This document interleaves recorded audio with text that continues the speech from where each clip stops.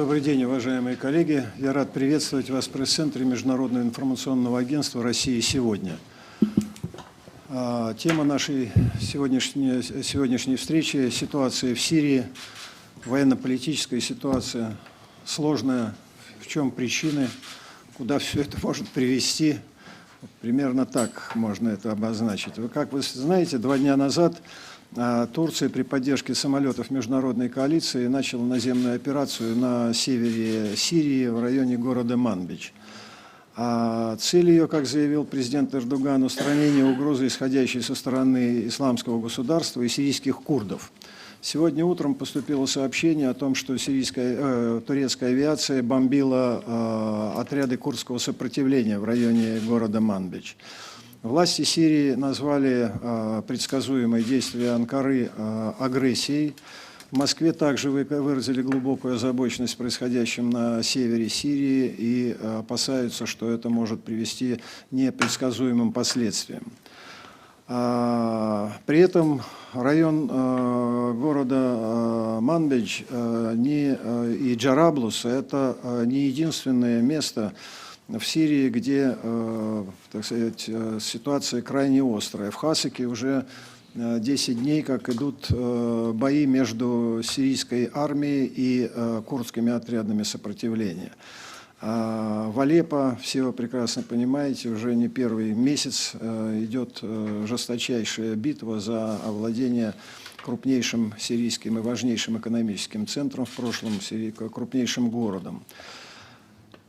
Все это приводит к тому, что журналисты, эксперты строят догадки о том, что означает вступление Турции в военные действия на территории Сирии, каковы и цели этой операции, связана ли она с событиями в Хасаке, связано ли это по времени, по крайней мере, совпадает с решением Китая направить военных советников в Сирию и использованием российской дальней авиации аэродрома в Иране. Вот весь этот клубок заставляет людей думать, и нас в том числе. Мы пригласили наших экспертов для того, чтобы попробовать ответить хотя бы на часть вопросов, может быть, выстроить вектор развития событий в ближайшем будущем. Я представлю вам участников нашего сегодняшнего круглого стола. Это президент Академии геополитических проблем, генерал-полковник Леонид Григорьевич Ивашов, заместитель директора Института стран СНГ Владимир Валерьевич Евсеев, также военный эксперт, сопредседатель Российского комитета солидарности с народом Сирии Олег Иванович Фомин и президент Российского общества солидарности и сотрудничества с курдским народом Юрий Шамильевич Набиев. Леонид Григорьевич, мы вам первому предоставим слово, как специалисту по геополитике и военному специалисту. Пожалуйста, может быть, вы нам поможете разобраться в этом клубке. Спасибо. Спасибо.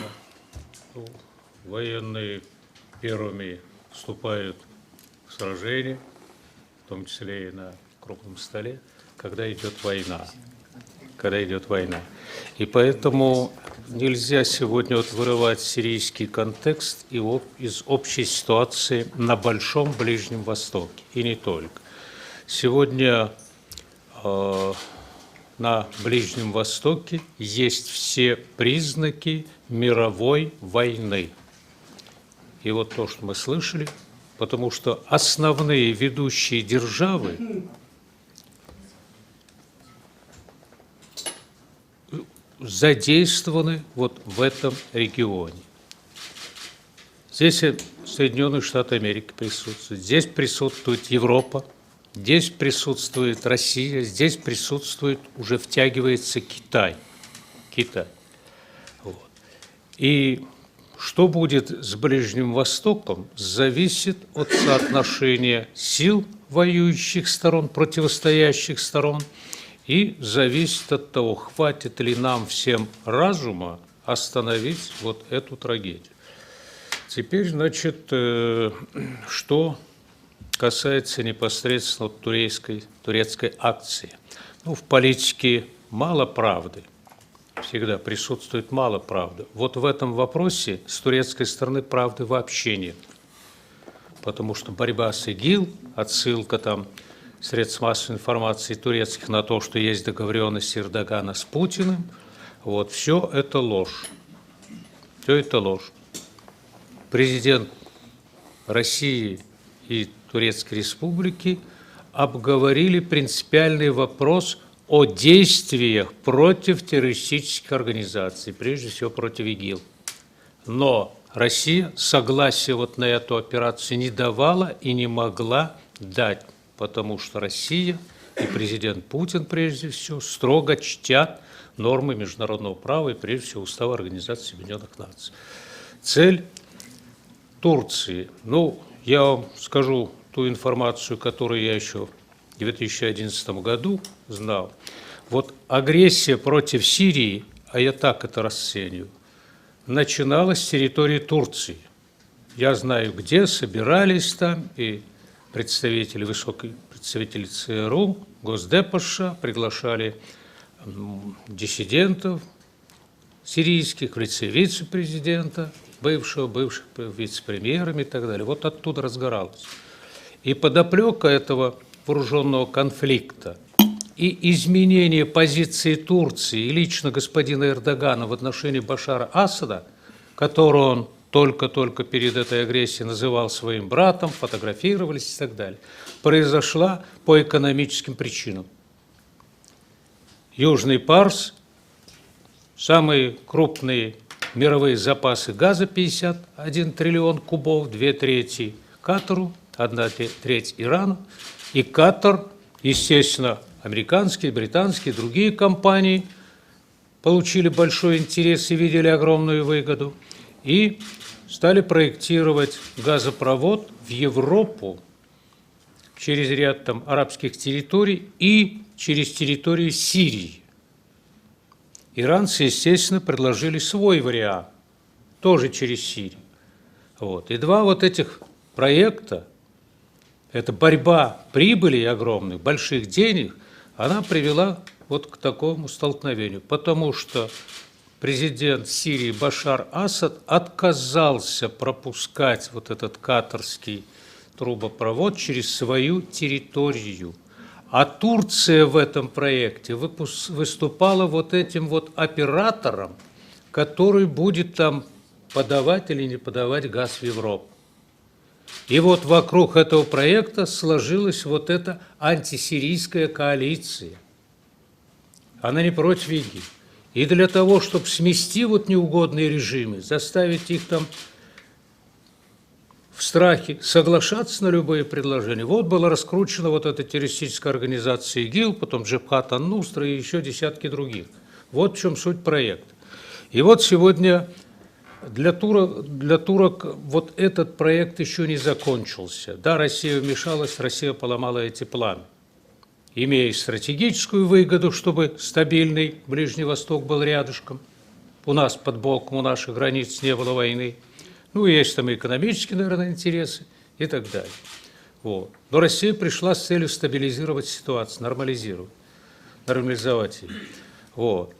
А Турция не отказалась еще от того, что нужно поставить во главе Сирии своего ручного человека вместо президента Башара Асада. Турция создала и финансирует и по сей день, руководит даже ряд террористических организаций, главное, которое это Джабхат ан-Нусра. Турцию беспокоит, безусловно, возможность слияния 3 сирийских курдских анклавов и создания независимого государства. Это беспокоит, кстати, Сирию. Беспокоит. И Турцию беспокоит то, что вот курдские повстанческие силы, которые вооружают и активно готовят американские специалисты, вот, они перекроют вот этот проход с территории Турции, подвоз боеприпасов, там, боевиков и других материальных ресурсов. Вот что Турцию беспокоит. И вместо того, чтобы найти законное правовое решение в переговорном процессе с Россией, там, с Ираном, может быть, вот Иран сильный игрок там, с Башаром Асадом, предприняли вот эту вот попытку. Говорят, там что-то вот вошли, необходимость и так далее. У меня вопрос, турецкие, если есть коллеги здесь. А чем отличаются действия ИГИЛ от действий правительства Турции? Одни базируют свои действия на непризнании норм международного права и сплошном нарушении. Что делает Турция? То же самое. Все нормы права, в том числе там, неприкосновенность границ и так далее, все это нарушено здесь. И поэтому Турция своими действиями, чем бы они ни объясняли свои действия, она способствует вот разрушению и вообще чуть-чуть существующей правовой системы безопасности в регионе. Это один момент. Вот здесь пытаются ваши коллеги раскручивать тему. Первое, что Эрдоган договорился с Путиным, я опровергаю, это полная ложь. Вторая ложь в том, что Байден прилетел, чтобы остановить турецкую агрессию. Мне кажется, для того, чтобы остановить, достаточно было американского посла, и не надо летать. Вот. Я вижу в этом общий план. Посмотрите, с чего начинались там бомбардировки Югославии, Ирака, Ливии, создание бесполетной зоны. Что за несколько дней до этого американцы сделали? Они, по сути дела, запретили сирийским военно-воздушным силам летать. То есть предварительно вот всегда это бесполетная зона, чтобы турецкие войска действовали предельно. Что делать нужно? Что делать нужно? Нужно понять, что мировая война, которая сметет всех. Если думают, что Турция сохранится как государство и что-то там прирастить, не будет. Не прекратятся военные действия, Турции как цельного государства не будет. Саудовская Аравия о чем-то мечтает. Саудовская Аравия тоже не будет в таком состоянии. Проиграют все. Вот это нужно понять. В том числе и Соединенные Штаты, Европа уже накануне гражданской общеевропейской войны и так далее. И в результате вот именно того, что происходит на Ближнем Востоке. Вот. И нужно понять, что сегодня основными игроками на Ближнем Востоке, которые преследуют цель стабильности, мира и развития и восстановления государств, о чем президент Путин на юбилейной сессии Генассамблеи ООН сказал, восстановление государств. Так вот, сегодня 3 главных игрока, которые и желают этого, и делают. Россия, Иран и Китай. Естественно, и Египет хочет, и Сирия хочет, и Ирак хочет восстановиться и так далее. Это наши союзники. Соотношение сил меняется. Будем надеяться на лучшее. Спасибо. Спасибо, Леонид Григорьевич. Юрий Шамильевич, давайте, может быть, мы перейдем к курдской теме. Она сегодня, наверное, самая запутанная. Вот. Курды, которые боролись с ИГИЛ, сейчас находятся под ударом Турции, идет противостояние с сирийской армией. Что там происходит? В общем-то, для начала я хочу один такой символический факт припомнить. Дело в том, что ровно 500 лет назад османский султан Салим I, недалеко, кстати, в 70 километров от того места, от Джараблюса, который сейчас захватили турецкие войска, разгромил мамлюков и тем самым обеспечил себе контроль над всей территорией сегодняшней Сирии. Видимо, те, кто планировали вот эту операцию турецких войск, этот факт тоже помнили и имели в виду. Вообще, то, что касается нынешней ситуации, действительно идет очень противоречивая, неоднозначная информация и очень много странностей. Например, отряды курдской самообороны, отряды самообороны, костяк которых составляют курды, они в течение 2,5 месяцев в результате кровопролитных боев захватили город Манбидж. А тут буквально за 1 час турецкая армия, значит, без потерь захватила Джараблус. Это тоже наталкивает на какие-то определенные мысли.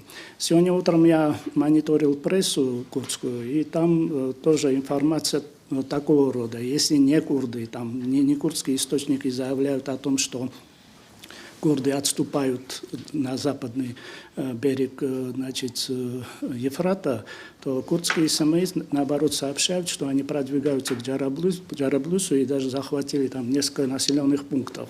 А турецкая армия, в свою очередь, бомбит северные окраины Манбиджа. То есть такая запутанная ситуация, мне кажется, наверное, в ближайшее время ситуация прояснится. Ну, то, что касается вот курдской проблематики, то тут я думаю, что вот этот исторический эпизод, и таких эпизодов в курдской истории было много. Вы знаете, что это древний многочисленный народ, разделенный, к сожалению, и в течение почти всего 20-го столетия его пытались подавить во всех частях, и в Турции, и в Сирии, и в Ираке, и в Иране. Причем пытались подавить самым жестоким образом, не исключая даже применение химического оружия. Но, тем не менее, этот народ выстоял, и сегодня по всеобщему, значит, по всеобщей оценке он заявил о себе довольно громко, особенно в борьбе, в войне с Даишем. И тоже вот такая странность происходит, что в мире созданы 2 коалиции, да, в одной там, по-моему, более 60 стран, другая во главе с Россией, и, в общем-то, в течение 2 лет никак не могут, значит, убрать эту угрозу, которую все в один голос заявляют, что это угроза всему человечеству. И вот тоже странным, да, значит, в течение 2 лет ничего не могут сделать, а тут турецкая армия за 1 час целый город без потерь берет. Ну, видимо, вот этот Даиш, если, наверное, его не было бы, надо было придумать. И тут я абсолютно вот разделяю тот анализ, который Леонид Григорьевич провел там. На мой взгляд, что происходит? Происходит то, что все страны, все ведущие игроки, как региональные, так и мировые, они сегодня, несмотря на заявления о там, важности территориальной целостности там, Сирии, Ирака, они, тем не менее, готовятся к постдаишевской ситуации. И как бы готовят себе место перед тем переговорным столом, который будет, вот, безусловно, будет после вот всех этих событий. И в том числе применяют политико-дипломатические и военные методы. Вот, допустим, Саудовская Аравия и страны Персидского залива, они используют отряды там, сирийской свободной армии и значит, умеренных так называемых исламистов. Турция, в свою очередь, тоже отряды умеренной значит, оппозиции и там, соответственно Туркоман и так далее. США в основном на сегодняшний день опираются на отряды курдов и значит, в том числе и умеренных исламистов. Россия тоже свое слово сказала, как в военно-политическом отношении, в военно-дипломатическом отношении, так и в военном отношении. И я уверен, что у России, как великой державы, вот за будущим столом переговоров достойное место для того, чтобы отстаивать свои там, геополитические интересы в этом регионе будут. Ну, тут важно, наверное, отметить, если мы вот говорим о курдах, то сегодня вот эта курдская проблема вот в этой конфигурации, она выдвигается на первый план. Вот борьба с ИГИЛ, мне кажется, она как бы отодвигается на второй план, и курдская проблема выдвигается на первый план.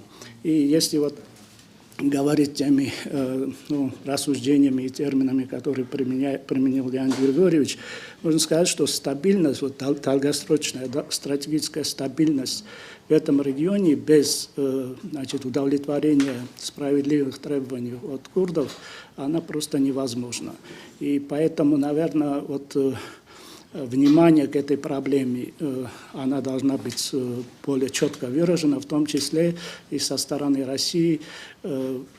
Необходимо выработать такое стратегическое отношение, вот, позицию в отношении курдов, потому что без этого, как я сказал, стабильность и спокойствие на Ближнем Востоке не будет. Вот для примера приведу, да, там Турция уже более 30 лет пытается подавить партизанское движение курдов, а оно только нарастает. То есть это свидетельствует о том, что вот военным путем, вот таким способом курдов невозможно вот с этой арены, из тех позиций, которые они завоевали и на международной арене, и на, как говорится, на поле боя их не сдвинуть. И в курдской истории сейчас очень много говорят вот о предательстве, что там вот, как вот Леонид Григорьевич напомнил, что якобы Эрдоган и Путин договорились, и после этого, значит, Турция начала атаку более не столько на ИГИЛ, на Даиш, а сколько на курдские, значит, на курдские отряды. Но я тоже в это, конечно, не верю.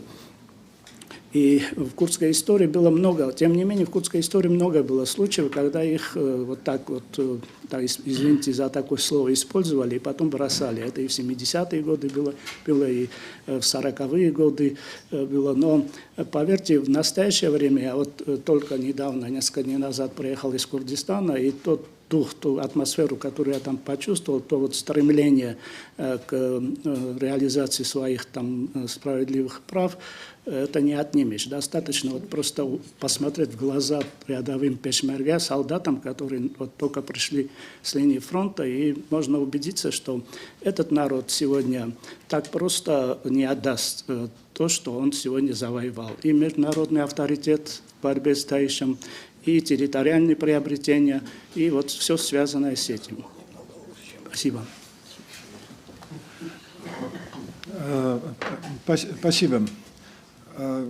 Владимир Валерьевич, до сих пор в Сирии был, так сказать, грубо говоря, один фронт. Это сирийские правительственные войска при поддержке союзников, естественно, воевали против террористических формирований и против тех, которых на Западе называют демократической или умеренной оппозицией. Сейчас с вступлением Турции в военные действия и с столкновениями сирийской армии с курдами, курды тоже до сих пор воевали только с ИГИЛ, получается, что открылся новый фронт, курдский фронт еще добавился ко всей этой вот путанице и мешанине. Плюс, значит, вступление Турции, появление Китая. Получается, что новый расклад сил какой-то, не только новый фронт, но и новый расклад сил. Как вот вы с точки зрения военного эксперта все это оцениваете? Спасибо. Я действительно согласен, что сейчас проблема курдов, сирийских курдов, она станет, наверное, главной. Но здесь надо понимать следующее, что стремление курдов к воссоединению кантонов, в частности, соединение с кантоном Африн, оно не совсем соответствует интересам как Дамаска, так и Анкары. В чем-то не соответствует интересам и Тегерана. С одной стороны, можно было бы ожидать, что вот создание некого такого буфера между Сирией и Турцией из сирийских курдов, оно должно было бы способствовать улучшению ситуации для Башара Асада, если бы курды закрыли возможность для поддержки радикалов-исламистов. Но в то же время надо понимать, что если курды будут контролировать весь север Сирии, то в этом случае курды получат очень значительный рычаг влияния, который может быть использован далеко не всегда в интересах Дамаска. Потому что, как вы знаете, снабжение Алеппо исторически было всегда взаимодействие шло именно с Турцией. Если курды будут контролировать эту зону, то в этом случае могут возникнуть серьезные проблемы, в том числе для экономического развития тех регионов, которые окажутся за этим буфером. Поэтому я полагаю, что, скорее всего, сирийские курды сейчас вышли на уровень своего максимального контроля территорий. по-видимому, им не дадут соединиться с кантоном Африн, скорее всего. И, по-видимому, та зона контроля, которую они сейчас имеют, а это, хочу напомнить, приблизительно где-то 500 километров из 900 линий фронта, границы между Сирией и Турцией, то вот эта зона, по-видимому, тоже может сократиться. Я бы не стал воспринимать это как некую трагедию, да, но сейчас идет фактически формирование будущего Сирии.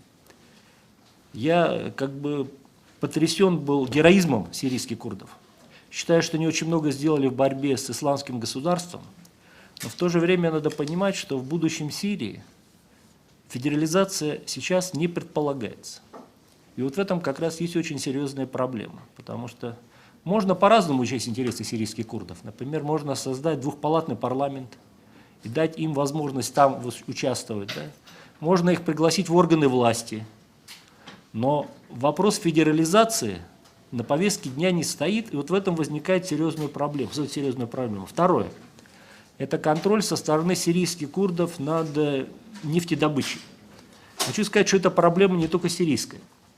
Например, контроль над месторождениями, иракскими месторождениями в Тикрите, да, они… Тикрит, правильно я сказал, да? Тикрит? Киркуке. Да. Значит, то есть… Киркук, правильно, извините, Киркук, я заговорил, да, Киркук. Вот, значит, контроль над этими месторождениями, он создал, пока мину замедленного действия, он обязательно сработает. В чем-то подобное наблюдается сейчас в провинции Хасики.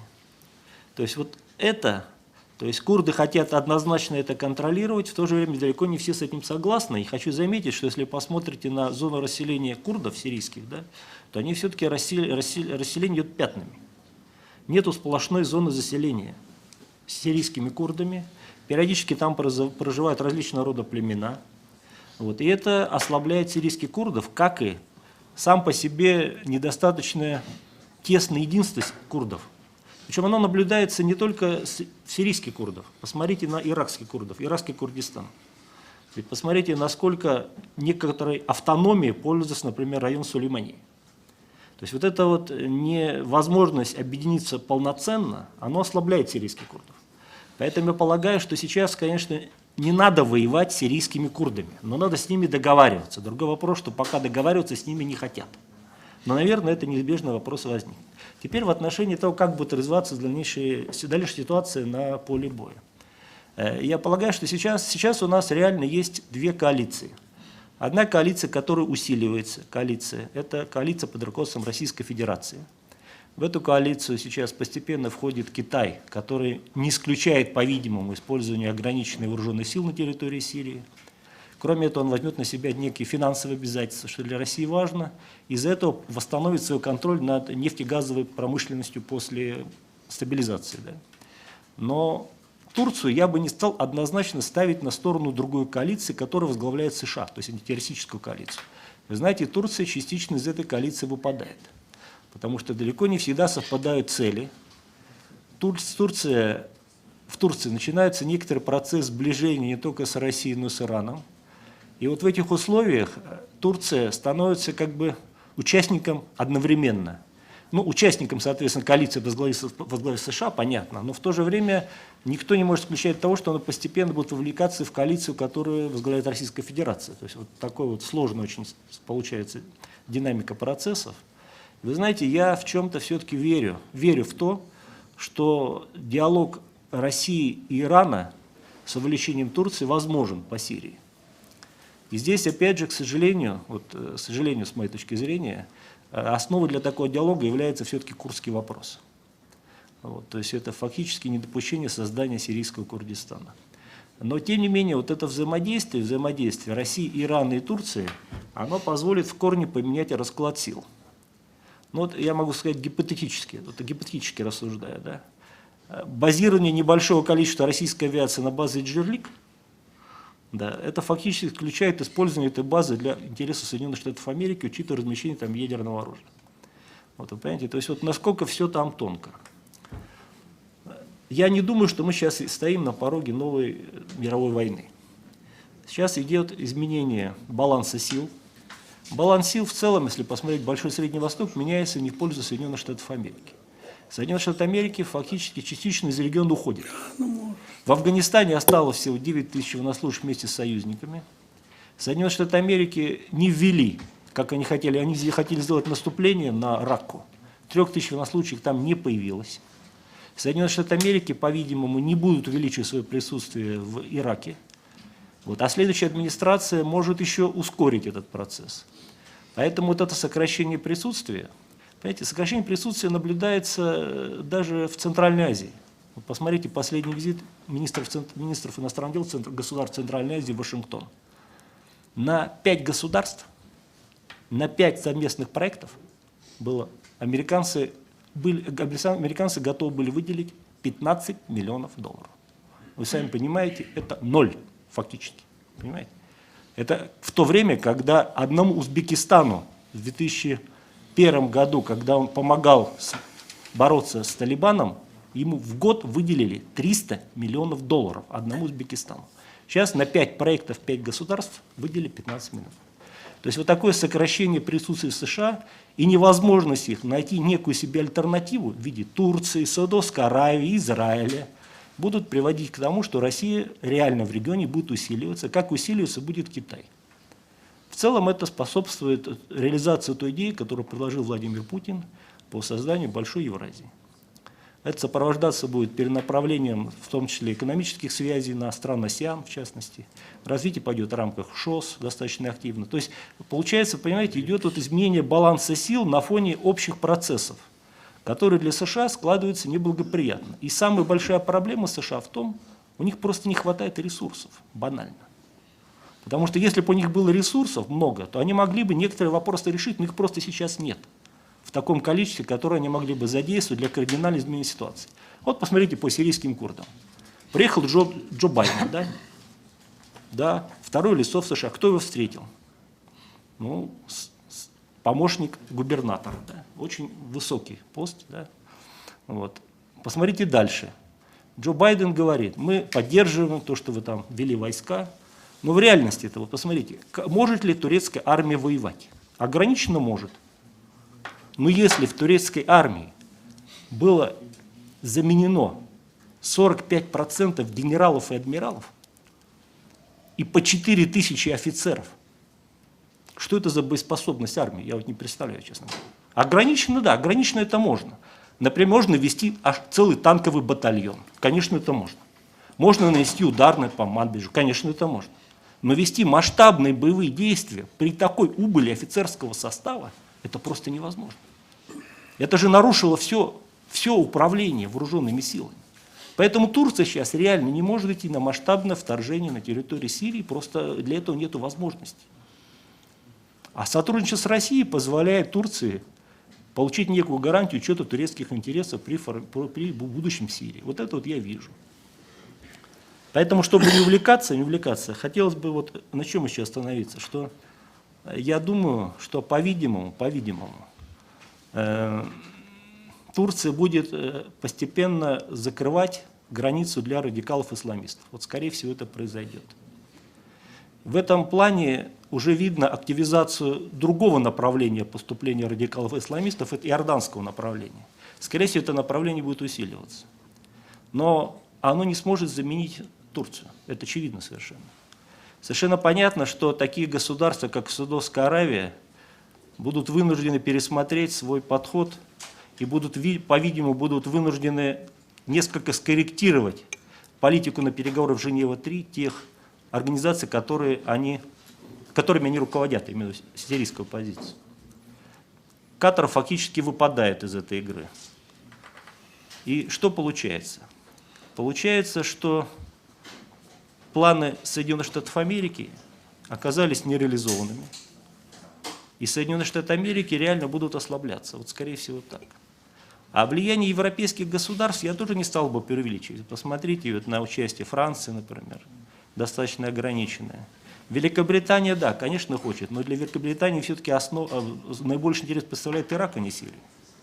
Поэтому я вижу изменение баланса сил в сторону коалиции, которую возглавляет Российская Федерация. Я вижу желание, желание ограничить территорию, которую контролируют сирийские курды, и мне бы очень хотелось, чтобы между той коалицией, которая возглавляет Российская Федерация, и сирийскими курдами, были достигнут некий компромисс. Спасибо. Спасибо. Олег Иванович, сегодня спецпредставитель ООН по Сирии де Мистура встречается с Лавровым и Керри в Женеве. Ранее он заявлял о том, что намерен собрать очередную Женеву-3 по счету, так, в конце августа. Но август уже, считай, закончился. Вряд ли это произойдет, но хотя бы в начале сентября. Есть ли перспектива начала возобновления мирных переговоров? И насколько успешными они могут быть, на ваш взгляд, в нынешней ситуации? По моей информации, такая возможность есть. Все эти переговоры состоятся в Женеве. Об этом вот мне и Кадри Джамиль говорил, и наши сотрудники МИДа. Но здесь, конечно, все зависит от так называемой умеренной оппозиции, сами знаете, кем представленной. Я думаю, что в сентябре этот процесс возобновится. Я хотел бы добавить кое-что к тому, что сегодня уже обсуждалось. Вот по Турции. Считают некоторые арабские аналитики, политологи, и сирийские в том числе, что тот, кто совершил в Турции переворот, организовывал, тот же этот переворот и остановил. И цель была попытки этого переворота ослабить позиции Эрдогана, как бы превратить его в своеобразную хромую утку. И не исключено, что за этим стоят Соединенные Штаты Америки, ЦРУ. Надо присмотреться еще сейчас к такой фигуре, как новое впервые гражданское лицо, возглавившее разведку Турции, Хаккан. Он гражданский, но никогда еще не возглавляли гражданские лица, разведывательный аппарат. Вот он выступает за расширение региональных отношений Турции, в частности и с Ираном, с Россией. Может быть, поэтому мы вот и видим такие трансформации, шаги Эрдогана. Но в то же время, если вы мне зададите вопрос, в какой степени он связан с ЦРУ и в какой степени он выполняет инструкции ЦРУ, ответить я вам не смогу. Общался я с сирийцами, в том числе принимающими участие в военных действиях. Они считают, что в военных действиях Турции после поездки в Россию ничего не изменилось. Турция по-прежнему поддерживает террористов. Поддерживает она и ИГИЛ, но в ИГИЛ, говорят, есть тоже разные есть подразделения, которые между собой не находят общего языка. Во всяком случае, поставки продолжаются. У ИГИЛ там тысячи ракет китайского производства, земля, воздух, которые, говорят, более совершенные, чем «Стингер». Поэтому, конечно, Леонид Григорьевич прав, что в целом, видимо, договорились в Петербурге, чтобы вместе бороться против ИГИЛа, но турки лукавят, и под видом борьбы с ИГИЛом они наносят удар и по курдам, да, могут нанести даже удары и по частям или по подразделениям регулярной армии. Что касается курдского, правильно сказал Давыдов, что это именно курды открыли еще один фронт. Не хватало сирийцам иметь фронты на границе с Иорданией, на границе с Ираком, на границе с Израилем в районе Голландских высот. Сейчас еще новый фронт. И в Сирии, конечно, очень недовольны такой позицией демократического движения, и какие там курдские отряды сопротивления считают это ударом в спину сирийской армии. Напомним, что в свое время Башар Асад, тяжело ему было сражаться в самом начале на всех фронтах, договорился с курдами, которые в Джазире, оружие им оставил, что они сами будут отстаивать земли, где они проживают. Хотя, наверное, не надо забывать, что даже там они не составляют большинство, как вот уже говорил Владимир Валерьевич, там и арабские племена очень крупные, там и ассирийцы, их много жило, и сейчас еще много остается. И они как бы вели борьбу против ИГИЛ. Ну, создали они там типа не сирийского Курдистана, потому что об этом даже речи не может идти, поскольку они не являются большинством, там много представителей других религиозных общин и даже других этнических, назвали Рожава, но Башар Асад высказывался на эту тему, по-моему, с полгода назад, что вопрос о выделении какой-то там государственного или квазигосударственного объединения на северо-востоке, в районе Джазиры, может решаться только всенародным плебисцитом, в котором должны участвовать все представители всего сирийского народа. И говорил он о том, что далеко не все курды за какое-то отделение, за какую-то автономию. Ну и вот один из военачальников сирийских, информированный, говорил, что придется им принимать меры и вести вооруженную борьбу с курдами, если они будут такую проводить раскольническую политику, направленную на разделение территории Сирии. Хотел бы я еще обратить внимание, как я обычно делаю, говорю, что не присутствует в наших анализах Израиль, как будто бы Израиля нет, но это не так, и поэтому я хочу напомнить, что само название «Новый Ближний Восток» принадлежит израильтянам. Еще где-то в прошлом веке Шимон Перес, президент Израиля, написал книжку под таким названием. И, конечно, можно даже было бы назвать весь этот проект переформатирования Ближнего Востока израильским проектом, который активно поддержали США. Хоть там и говорят, собака вертит хвостом или хвост вертит, но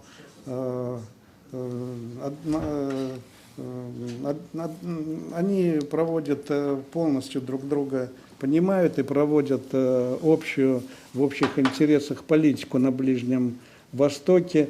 Мы помним, что на телеэкранах израильских показывали премьер-министра израильского, который пожимал руки раненым игиловцам, которые лечились в израильских больницах. Мы помним о бомбежках Сирии неоднократных Израилем, но пусть эта речь идет о бомбежках там, пунктов управления и складов Хизбаллы. Но Хизбалла в данном случае находится на сирийской территории, и борется она с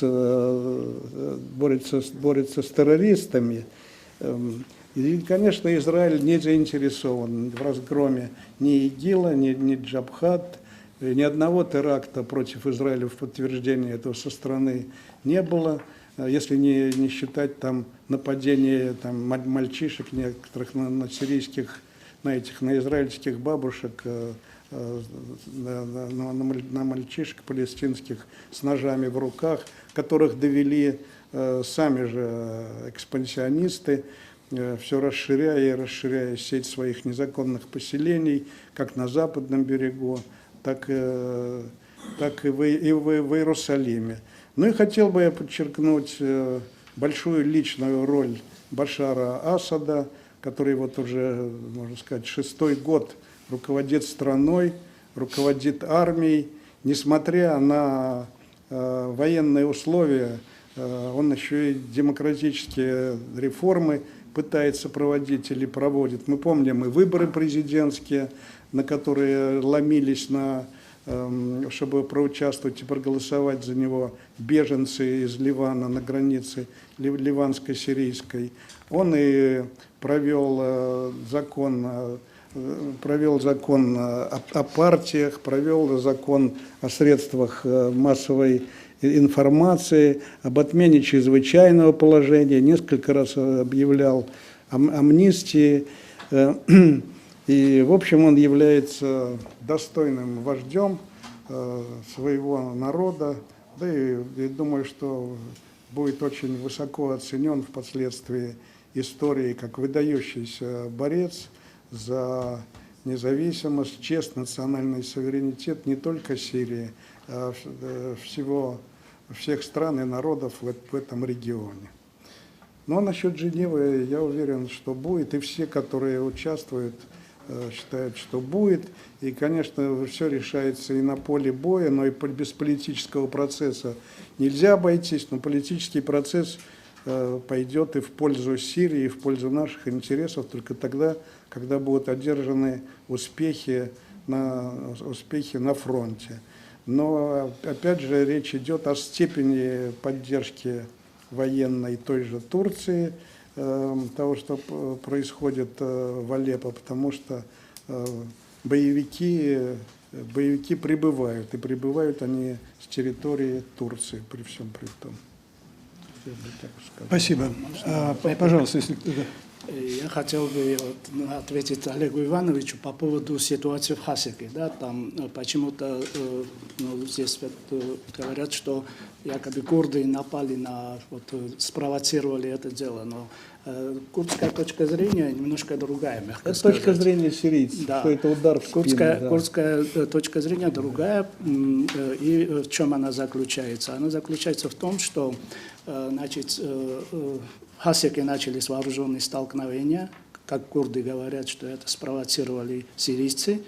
И буквально через несколько дней операция Турции в Джараблусе.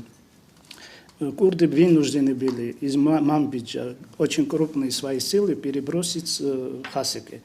То есть, и поэтому курды говорят, что это был сговор между Сирией, Турцией и Ираном, чтобы ослабить фронт в Манбидже. Это один момент. И второй момент, это вы говорите, что, и Владимир Валерьевич тоже говорил, что там нет сплошного, так сказать, в Сирии курдского населения, но почему-то не говорится, а почему так получилось. Потому что режим Асада и отца, они в течение многих лет, десятилетий вели политику арабизации. Так называемый, это официально все знают, арабский пояс, это проводилась такая политика выселения, выдавливания курдов. Всем известно то, что сотни тысяч курдов были без гражданства и так далее. И напоследок в отношении противоречий среди курдов. Понимаете, курды в 4 странах, в каждой стране разная ситуация.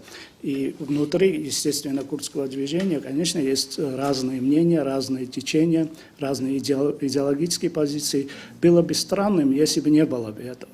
Но, тем не менее, там идет, возьмите иракский Курдистан, там, да, есть Сулеймания, Эрбиль, разные исторически сложившиеся противоречия, но там идет нормальный демократический процесс, там никто друг друга не стреляет, в парламенте не дерутся, идет такой нормальный демократический процесс.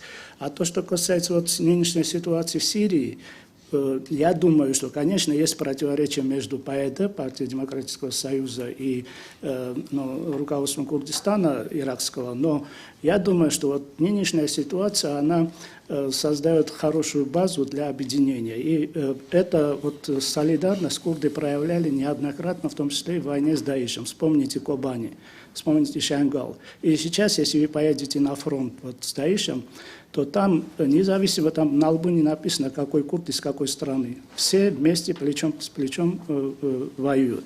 То есть, знаете, у меня всегда такое впечатление, особенно здесь у нас в России, все там естественные трудности и противоречия, и какие-то сложности в курдском организме, это выдается как за какой-то недостаток, и, не делается такой вывод, но подразумевается, что, курды не созрели для чего-то, они должны оставаться в том положении, в котором они сейчас есть. Во многих даже цивилизованных странах есть такие. Вот Бавария в Германии от остальной части Германии отличается. Я не говорю уже о нашей России, которая тоже но никто не говорит о том, что вот это значит слабость, это значит плохо и так далее. И еще один момент тоже очень распространенный. Вот очень многие политики и у нас в России в разговорах они всегда с симпатией относятся к курдам, значит, сочувствуют курдам, но потом идет но. Ну вот так реальность такая, там вот там Турция, там вот Иран, там вот арабские страны, там и так далее, мол, живите как есть, вот в таком угнетенном состоянии, какая есть. Вот такая позиция тоже существует. Но тем не менее, ну напоследок буквально несколько секунд займу, тем не менее, сегодня курды и в экономическом отношении, и в демографическом, и в военном отношении, и по многим другим параметрам, они сегодня довольно внушительную силу составляют, которой не считаться невозможно. Вот при всех этих раскладах, а просто их так маргинализировать и там в Сирии там сирийский народ решит, там в Ираке иракский народ решит и так далее. Я думаю, что курдский народ сам за себя решит, как ему жить и в каком статусе ему жить. Спасибо. Спасибо. Слава Богу, наш центр по примирению враждующих сторон принимает активное участие в примирении между сирийскими курдами и между представителями официальных властей, регулярной армии. Но мне правильно Леонид Григорьевич подсказывает, что в 2011 году Асад дал распоряжение всем, у кого не было гражданства сирийского, дать это гражданство. А раньше они его не получали, потому что они прибыли извне, из других территорий. Турки были заинтересованы, чтобы вытеснить как можно больше курдов в Сирию, но ассирийцы, может быть, тоже не всегда были готовы принять такое количество извне. чрезвычайного положения не шли. Да, при режиме чрезвычайного положения. Да. Но мы, конечно, не за то, чтобы разгорался этот конфликт. Это сирийцы, готовые их и оружием подавить курдов, считают, что они неблагодарно себя ведут. Но мы-то выступаем, российская страна, за примирение, и активно наш центр по примирению работает в этом направлении. Спасибо. Пожалуйста, вопросы на первом ряду. Мой вопрос к Леониду Григорьевичу. Скажите, пожалуйста, как вам видится раскладка сил среди иранских военных? Вот по поводу использования нами базы иранской. С одной стороны, вы убедительно уже высказались по поводу раздрая там среди военных иранских, но надолго ли успокоились они? Может, не стоит нам играть с огнем вокруг этой базы? Спасибо. Спасибо. Ну, я не знаю, где я высказывался по поводу раздрая в среде военных. Не было. Я ни здесь не говорил, никогда не говорил. Либо завтра, либо в Советской России. И Советская Россия вообще комментарий не давала 3 месяца уже, или 2, по крайней мере. Тогда ваше мнение. Мое мнение, Уже было сказано. во-первых, понимаете, что вот базирование наших стратегических бомбардировщиков на авиабазе Хамада – это выгоднее всего именно более всего иранской стороне, и военным в первую очередь. Это повышает уровень военной безопасности для Исламской Республики Иран. Вот в условиях, когда мы имеем право или там базироваться, или вот, присутствовать просто время, в этих условиях, когда вот российские самолеты там, будут ли американцы или израильтяне готовить удар по Ирану, как было несколько лет назад, и авианосные группировки, и все готово. Поэтому это выгодно Ирану. Это первое. Второе. Военные и военно-иранских вооруженных сил и российских, и два министерства, они просто, знаете, дисциплинированные исполнители решений глав государств. В прошлом году главы двух государств, России и Ирана, договорились о поднятии характера наших отношений на стратегический уровень. И военные взяли под козырек, договорились и решают вопросы и поставки вооружений, координируют совместные действия на Сирийском фронте. И, конечно, вот авиабаза – это очень, очень важное значение. Поэтому никакого разногласия в военной среде нет. И вот буквально 2 дня назад в эфире телеканала «Царьград» Али Шамхани, бывший министр обороны, сегодня руководитель одного из важных там советов, он заявил, что это взаимная договоренность, это взаимная выгода. Поэтому никаких разногласий нет. Ищите разногласия в среде зависимых журналистов. Правильно. Для нас это очень выгодно. Для нас выгодно с экономической точки, с точки зрения боевого применения, боевой эффективности для работы. Это аэродром подскока для России. Вот на Сирийском фронте. Но это более, чем именно участие только вот в боевых действиях против терроризма. Это геополитический факт, что мы объединяем потенциалы не только против вот этого терроризма, но, наверное, против межгосударственного терроризма, которым страдают на Западе. Тоже, наверное, можем использовать как сдерживающий фактор. Пожалуйста, Читана. Хайал Муаззин, мой вопрос Леонид Григорьевич Ивашова. Вопрос тоже по поводу авиабазы Хамедана, российская авиация использовала. Как некоторые эксперты считают, Погромче, пожалуйста. Некоторые эксперты считали, что это использование иранской авиабазы в Хамедане не был эффективно в Ближнем Востоке. Как вы считаете, как военный эксперт, был эффективный использование этой иранской авиабазы в Хамедане на Ближнем Востоке? Вот те эксперты, на которых вы ссылаетесь, поверьте, они эксперты в других вопросах, но не в военном деле. Я еще раз говорю, вот авиация, вот посмотрите характер действия авиации любого государства на театре войны. Есть там истребительная, штурмовая авиация, они базируются близко от линии фронта.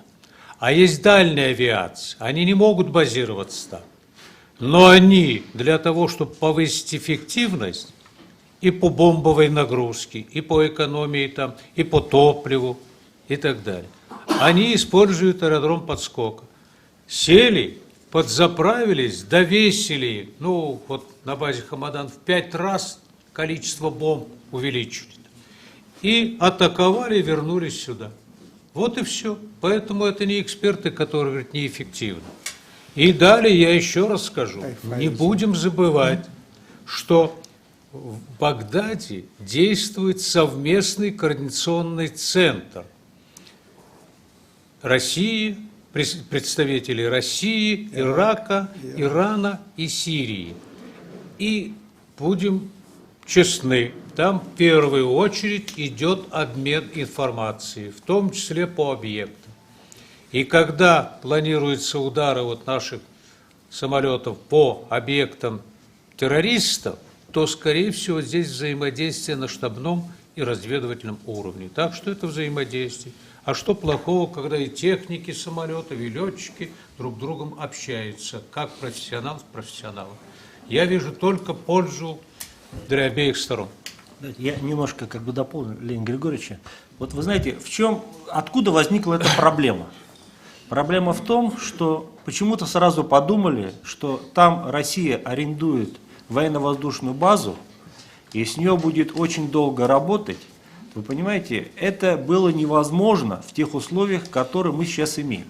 Потому что для того, чтобы работать с этой базой, да, ее надо было дооборудовать. Вот если говорить о полноценной базе, а не просто как бы прилететь, например, там заправиться, например. Прилететь, заправиться, да, конечно, это не нужно. Но если мы хотим работать полноценно, да, То есть проводить там обслуживание авиационной техники. Да? Если мы хотим, например, оттуда очень грамотно руководить, положим, действиями авиации уже оттуда, понимаете? То есть вот для многих целей эта база пока она для этого пока не предназначена. А почему-то представление, да, что нам дали базу готовую. Вот вы понимаете, уровень иранских военно-воздушных сил, он до такой степени сейчас низок, что мы в принципе не могли использовать их аэродром, потому что для того, чтобы его использовать, мы должны его дооборудовать, если говорить полноценно использовать. Да? Ведь посмотрите, что Россия хочет сделать. Россия хочет Ирану помочь восстановить боеспособность иранских военно-воздушных сил. Понимаете? Это да. И это будет способствовать тому, что мы в следующий раз, например, более полноценно эту базу можем использовать. Но сейчас пока для этого нету технических возможностей. Вот в чем дело. И поэтому поняли так, что Россия взяла в аренду базу, а при этом сразу вопросы возникли следующие. По согласно Конституции Исламской Республики Иран, она не может размещать на своей территории иностранные войска и открывать военную базу. Да? Если этот вопрос возник, то этот вопрос должен быть соглашен, должен рассмотрен в Меджлисе. Меджлис должен высказать свою точку зрения, понимаете? А сейчас было решение Али Хаминеи. Али Хаминеи принял решение, и они отработали. И все, понимаете? Может, Али Хаминеи опять примет решение, и мы опять отработаем. Да, но использовать вот в каком-то продолжительном период времени невозможно, потому что посмотрите на базу, которых Мимин в России, да, развернута в Сирии. Да? Ведь она была где-то месяц, как минимум, была дооборудовалась. Да, там 1,5 месяца, можно сказать. Да? И только после этого стала работать.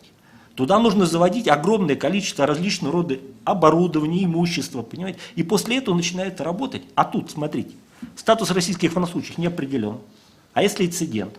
Кто будет ответственность третьих лиц возникает, понимаете? И много всего остального. То, что мы с Сирией могли решить очень просто, с Ираном требует как бы определенных действий, в том числе на уровне Меджлиса. Это требование, понимаете? Поэтому просто было недопонимание, что хочет реально Россия сделать.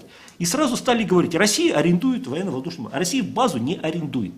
Россия использует ее вот на уровне объекта. Опять же, маленький пример. Вы, наверное, знаете о том, что в Азербайджане есть военные объекты Турции. Да?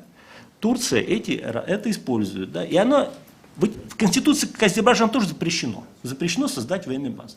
А военный объект, вроде как бы военный объект, понимаете? Это может быть, конечно, лукавство, да? Но вот оно имеет место. Вот здесь что-то было подобное. Да? Рассматривать это не как базу, а как объект. Объект как бы временного базирования, вот так вот, понимаете? Или, понимаете, и вот с этой точки зрения тогда проблем как бы больших нет. Да, действительно, не стали базироваться сейчас, да, могут использовать потом, если в этом будет потребность. Но без дооборудования длительное время мы использовать в принципе не можем. Спасибо. Пожалуйста. Да. Но я ожидаю, что, во-первых, два момента отмечу, что, во-первых, наверное, наши самолеты и сухие тушки понравились иранским военным, и они будут пристально смотреть. И второе, вот глядя на летчиков, на ВВС, вот, наверное, и моряки задумаются о том, чтобы корабли заходили, для совместных учений или, не дай бог, военных действий. Они были на учений. Мой вопрос, пожалуйста, к Юрию Шамилевичу. Скажите, пожалуйста, вы сказали о том, что на сегодняшний день у курдов в Сирии именно есть достаточно сила и средства, определяет им, как дальше жить. А скажите, пожалуйста, откуда эта сила и откуда это средство? Это средство, неужели из той нефти, которая пропускается сирийского через Курдистан, Ирака и в дальнейшем через Турцию и отправляете, получаете деньги в кармане? Это то, что касается средства. А то, что касается силы, это вам не кажется, что те наемники, которые привозятся из Колумбии через Курдистан объят и выливает их на территории Сирии, помимо американских, которые объявлено якобы, что как эксперты в количестве больше 500 человек, и которые разбежались сразу после того, как начал сирийский самолет подняться в небе Аль-Хасака, когда курдов попытались захватить город Аль-Хасака? Спасибо. Пожалуйста, вопрос покороче. Да? Спасибо. Что тут, такой предвзятый, наверное, вопрос. То, что курды имеют силы и средства, это видно по их действиям в отношении Даиша. По-моему, курды намного более успешно это делают, чем те же правительственные войска в Сирии. То, что касается американцев, то тут тоже часто и в Сирии, и в Ираке курдов обвиняют, что якобы они чуть ли не американские марионетки и так далее. Так вот, я вам скажу, что курды не виновны, что там американцы. То есть это помимо воли курдов американцы там находятся, и это не в силах курдов это изменить. Но если в данный момент интересы американцев и курдов совпадают, почему курды не имеют права этим использоваться? Хотя я вам скажу, что там интересы не совсем совпадают. И более того, я скажу, как я сказал, я вот буквально несколько дней назад был в иракском Курдистане, встречался с довольно высокопоставленными чиновниками, и курдское руководство особо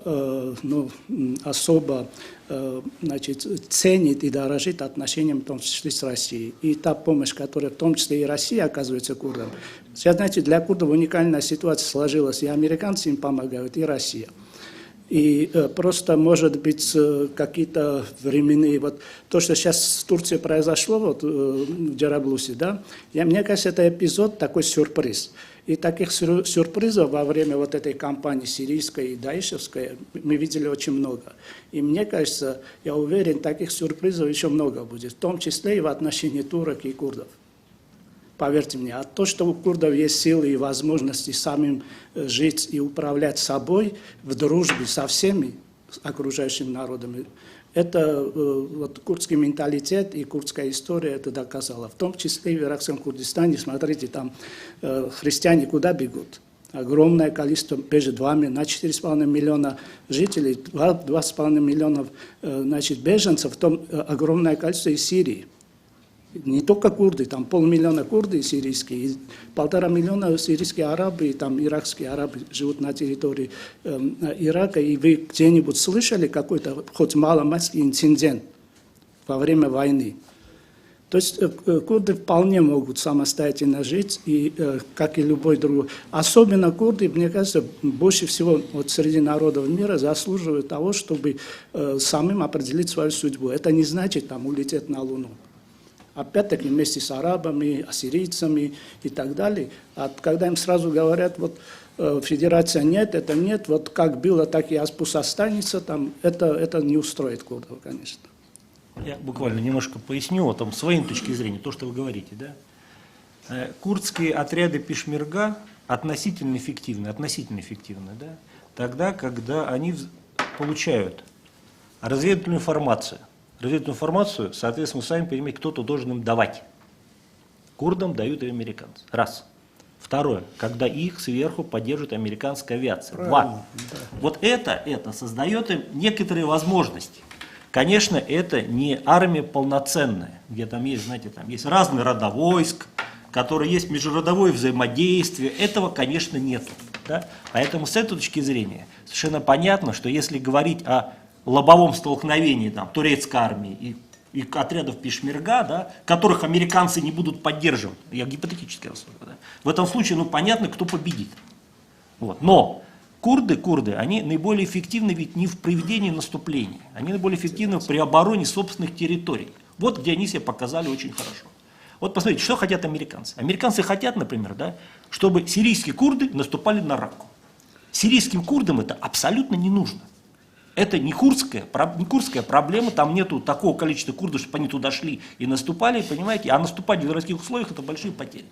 Поэтому курдов американцы пытаются использовать, да, но если американцы лишат их поддержки, то курды, соответственно, как бы могут создать условия, что американцам там станет неудобно находиться, в силу ряда причин, понимаете. И может быть те базы передового базирования, которые они имеют, вот, им придется там, например, оттуда уйти, может быть, но вы понимаете, они не могут оказаться от информационное обеспечение, то есть разведывательной информации сверху, да, и не могут оказаться от авиационной поддержки. Кто это будет оказывать?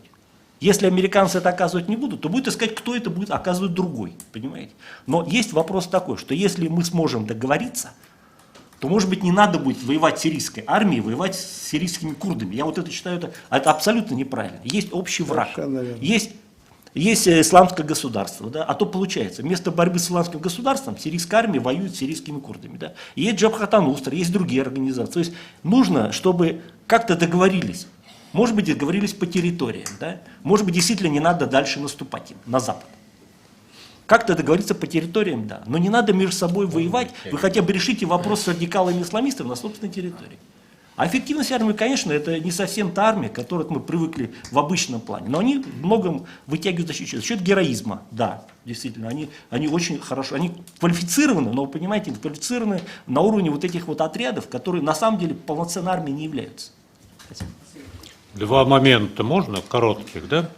Мне все же ближе позиция Юрия Шамильевича, да, что это сегодня, вот курды и в Ираке, курды и в Сирии, это наиболее боеспособные, ну, партизанские, будем говорить, соединения, наиболее боеспособные. Потому что и там в отрядах самообороны не только вот мужчины призывного возраста, но и женщины, и дети участвуют. Это вот народ, пешмерга, это, по сути дела, вот народное сопротивление. Это вот первый момент, и надо учитывать, вот, что внесли курды в борьбу с исламским государством Джибхат ан-Нусра. Посмотрите, никто не мог перерезать вот эти, ну, транспортные пути вот из Масула и сюда в Сирию для подпитки боевиков ИГИЛ, Джибхат ан-Нусра. Курды перерезали это. Правительство войска не могли.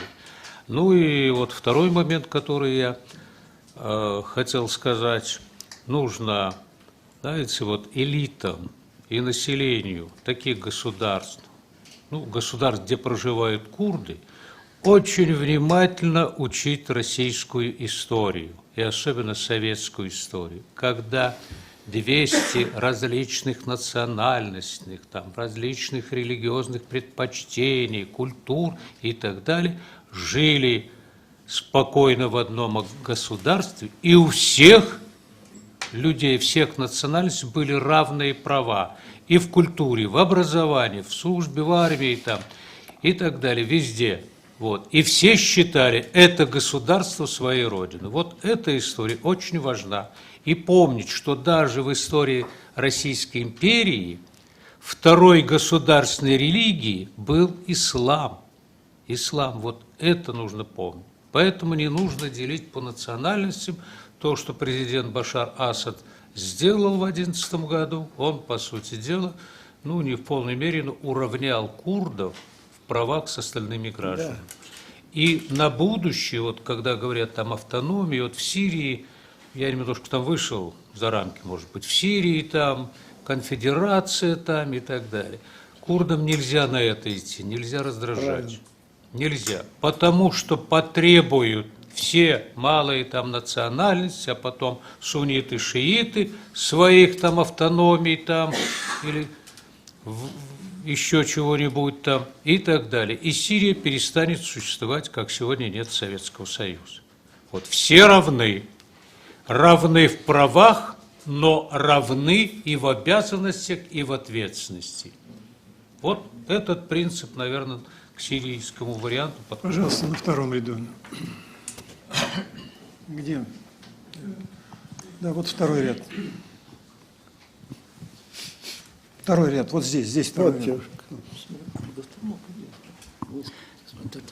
Комиссия, дадите телеканал Рудав. У меня два вопроса будет. Один Леониду Григорьевичу и Олегу Ивановичу. Первый вопрос. Мы все-таки вернемся к операции Джераблус, которую осуществила Турция. И по данным, которые поступают сегодня, еще продолжается, продвигается на запад, в сторону Азаза.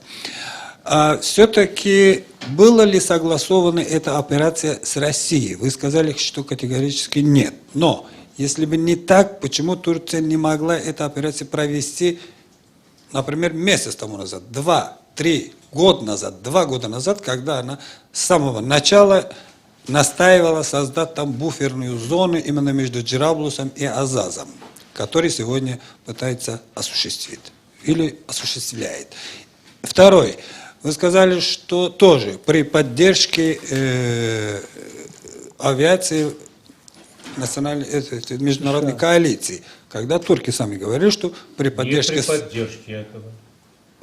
Не авиации, а политически. Политически, да. Запретили Политически. летать сирийским самолетом. Хорошо, В и, районах, где они и находятся. турецкие Это в самолеты Хасике F-16 поднялись и осуществили Я эту знаю, не поддержку там, с там- воздуха. Там и нет авиации. Без российского ведома, как могли, когда Россия уже после инцидента положила там, то есть блокировку на использование турецкой авиации, и сегодня она эффективно там работает. То есть могла бы Турция без у нас согласия, это не то что без ведома, даже без пресс-секретарь согласия КМИДа, России как фамилия, провести Мария эту операцию. Захарова. Когда по анализу господина Евсеева было видно, что, то есть я так понял, что идет некая коалиция с участием Турции. Россия, Иран, Китай уже есть, и туда Турция. То есть идет некая согласованная совместная операция. Второй вопрос, связанный с этим, господин Фомин даже не называл этот акт, то есть не оценил его, когда вопрос шел, что курды нанесли удар в спину Сирии. А как называете эту акцию Турцию? Оккупация ли это? Или вообще, какова будет конкретная позиция Российской Федерации к этой акции, когда кроме шаблонного, скажем, заявления о том, что мы обеспокоены, не было оценено тоже этот акт? Вход вот, турецкий. Спасибо. Да, да. Спасибо, да. Ну, что касается, вот еще раз, согласованной операции, давайте будем представлять, что значит согласовывать операцию. Это, по сути дела, совместные действия. Россия что-то делает, Россия что-то не делает, что-то делает Турция. Так вот, такого согласования не было и не могло быть, потому что, еще раз говорю, были принципиальные договоренности, после которых работают эксперты, там генеральные штабы, согласовывают и так далее. Вот. И вот, если я не ошибаюсь, скорый визит начальника генерального штаба России будет в Турцию, по крайней мере, в средствах массовой информации, по-моему, даже сегодня. А? Сегодня информация, что эти встречи отложили. Отложили. Ну, хорошо, да. Вот. И поэтому без работы генеральных штабов, ну, наверное, невозможно согласованную операцию проводить. Это первое, но не главное. Главное, что Россия действует на основании норм международного права в Сирии. Есть приглашение сирийского правительства, есть согласие России и есть условия, по которым Россия будет присутствовать. Поэтому за спиной сирийского правительства с кем-то там что-то согласовывать Россия не имеет права и не делает этого. И если раньше, вот это были не переговоры, даже консультации там, вот, велись еще до сбития даже нашего бомбардировщика турецкими войсками, вот, велись просто, ну, консультации вот о, ну, некой стабилизации на границе. Вот, на границе. Но Россия ничего не делала без сирийских представителей, специалистов. Поэтому этого не могло быть в принципе. Если сирийское руководство выступает против этого, а Россия, ну, делала бы это, ну, сирийское правительство вправе, ну, там, разорвать отношения, не отношения, а вот завуировать вот это приглашение и так далее. Мы никогда на это не пойдем, мы действуем в тесном таком взаимодействии с сирийским руководством, и особенно вот военные. Так что этого быть в принципе не могло. Еще раз говорю, были договоренности о взаимодействии по борьбе с международным терроризмом. А что второе, ну вот Владимир Валерьевич, может быть, сам скажет, говорить о коалиции России, Ирана, Турции. Я об этом говорил вот сразу после встречи в Дакаре, что пока есть потенциальные возможности. Потому что то, что происходит в Турции сегодня, вот, это, знаете, выбор пути. Идти с Западом под руководством Америки, которая поучаствовала в организации переворота, попытки переворота в Турции. Идти с Европой, куда не пускает там Евросоюз, и Европа сама на грани, тот же Евросоюз, развал. или идти все же в восточном направлении, где формируются новые контуры мира. Вот турецкая сейчас элита, она вот здесь где-то на перекрестке стоит. И, скорее всего, Турция поймет, что с Западом ей не по пути, элита поймет турецкий, и нужно встраиваться в развивающийся Восток. Мир сегодня перестает быть западным, мир становится не западным, восточным. Да, теперь я отвечаю. Курдский удар в спину – это не моя формулировка, сирийская формулировка. А что касается ввода турецких войск, использования авиации, тем более, мы это однозначно рассматриваем как вторжение, как нарушение международного права. Мы также рассматриваем незаконное пребывание американских каких-то там военнослужащих на сирийской территории, полеты американцев над сирийской территорией. Об этом на днях или вчера заявила и Мария Захарова, что мы не приемлем никакое там закрытое, открытое небо над Сирией. Мы знаем уже, к чему это привело в Ливии. Как говорит Леонид Григорьевич, мы действуем в рамках международного права, а вот наши партнеры, в кавычках, они сплошь и рядом на каждом шагу это право нагло нарушают. И мы это осуждаем. Без микрофона не говорите, вас не... Ага. Да, можно? Да, подождите, а мы хотели еще пару слов сказать. Да, пожалуйста. Да. Вот я буквально как бы добавить, да, вот посмотрите. Сейчас между Россией и Турцией военного сотрудничества нет. Вот что вы понимали. Вот посмотрите, по визитам. Когда Реджеп Эрдоган летел в Санкт-Петербург, он кого с собой взял? Он взял Хакана Фидана. Хакан Фиган, он является руководителем разведывательной организации МИД. Далее, что произошло? Через несколько дней в Москве была встреча представителей МИД и российских спецслужб. То есть по линии спецслужб, да, действительно идет диалог. Потом, о том, что идет диалог между военными, об этом разговора не было. Обговаривали ли возможность проведения того, что сделала Турция? Ну, как бы мы не можем говорить о том, что мы точно не знаем. Да? Ну, что мы можем судить по результатам? Да?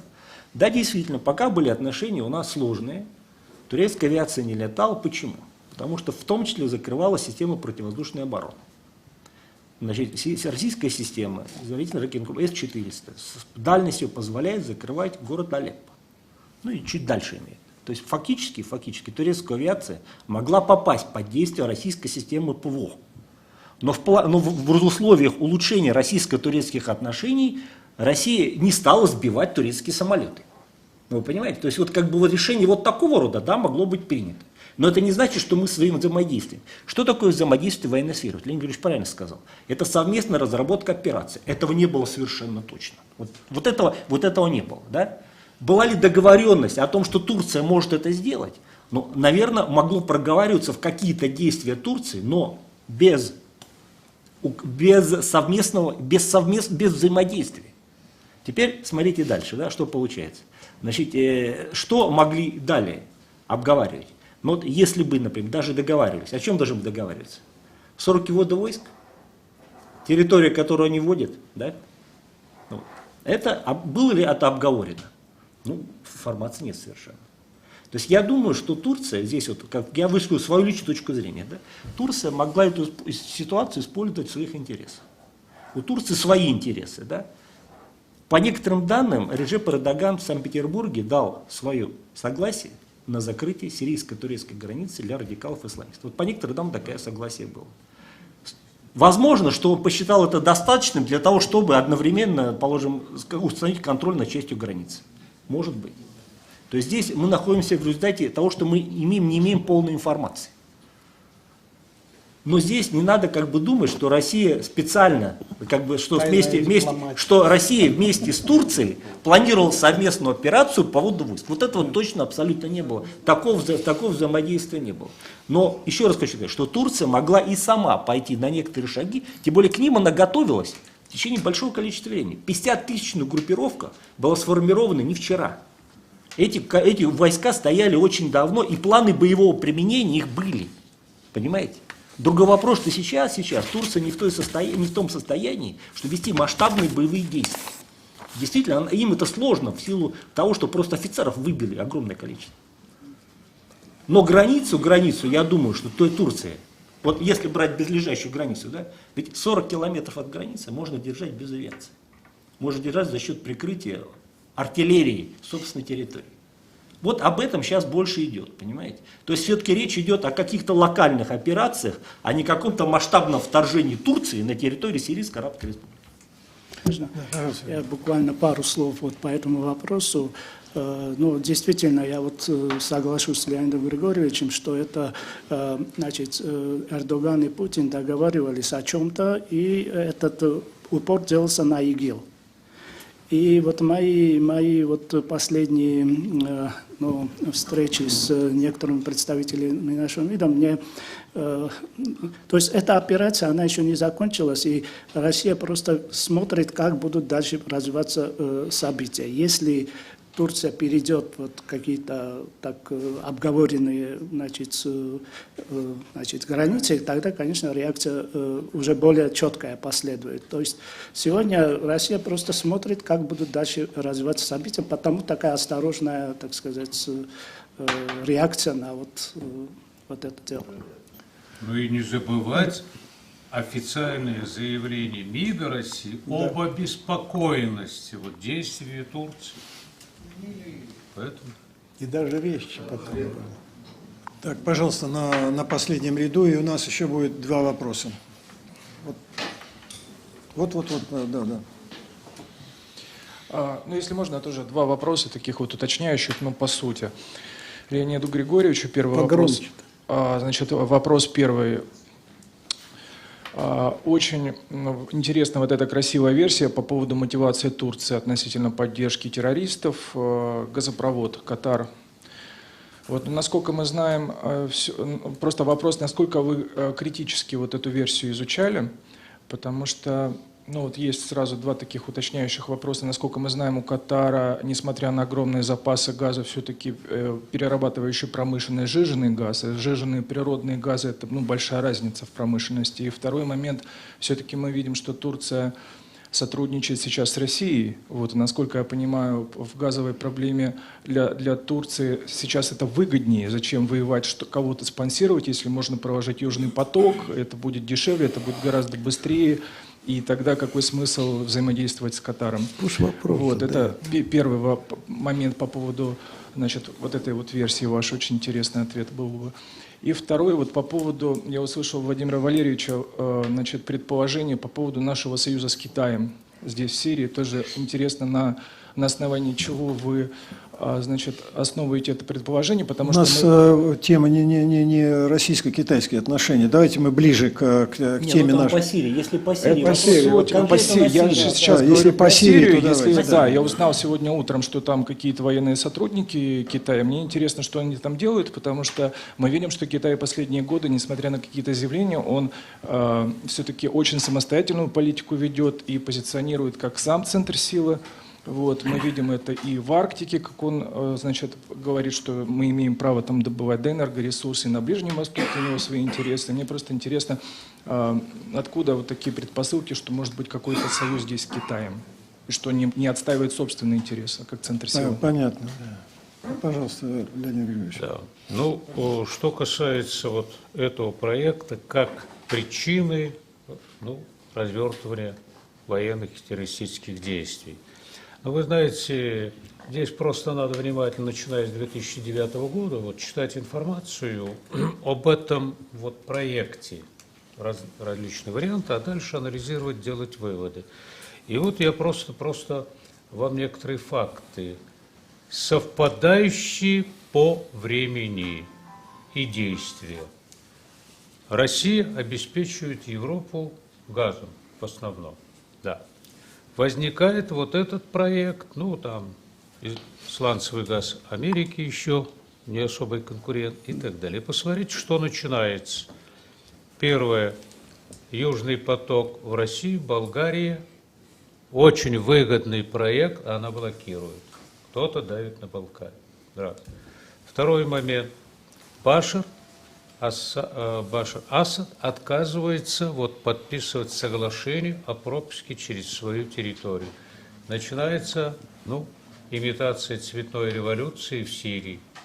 Посмотрите, вот государство, через которое должен проходить этот газопровод, почему-то дестабилизируются, появляются террористические структуры, и так далее. Вот эти признаки как раз. И причем признаки, если бы например, там протест в Сирии там, и так далее, но почему-то сосредоточились все именно на фигуре Башара Асада. Американцы, Башар должен уйти, европейцы, Башар должен уйти, Анкара, Башар должен уйти, Саудовская Аравия уйти и так далее.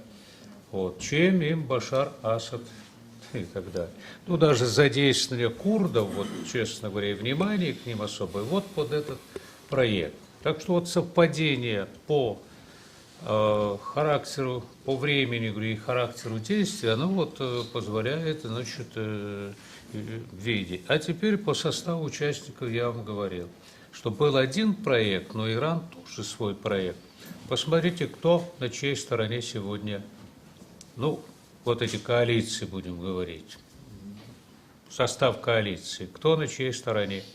Россия, Иран, Сирия, пожалуйста, одна сторона, и противная сторона другая. Так что официальных, конечно, вы не найдете заявлений, что война началась из этого, но в основе вообще-то этих политических действий и военных действий зачастую, если не всегда в современном мире, лежит экономика и прежде всего огромные прибыли. Мы их видим.